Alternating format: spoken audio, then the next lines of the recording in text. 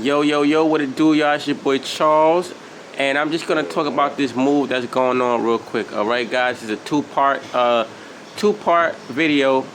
So I'm just gonna talk about this right here, and then I'm gonna get into why you see these triangles in the middle of her, between her shoulder blades and her head. So the name of this move is a wall wide stretch, right? This move is to stretch out your lats. Great move to correct posture, stretch out your lats, your mid traps, and loosen up them shoulders a bit.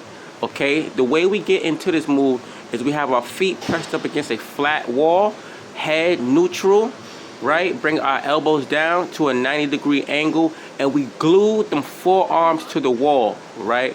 The reason we glue the forearms to the wall is that's gonna test our lat stiffness, right?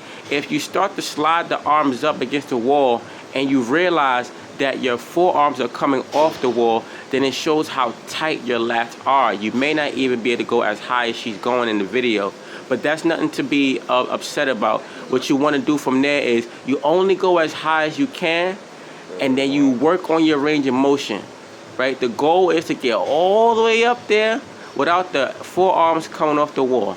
All right, this is a great move to do on upper body days and on lower body days, as certain moves like deadlifts, RDLs, they require your back to be used, and you don't want to go into a move with a tight back because it might cause you to compensate somewhere else.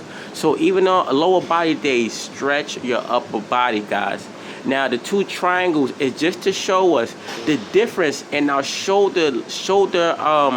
our sockets all together. Sometimes our sockets are a little bit closer to the middle of our body, and sometimes they're wider.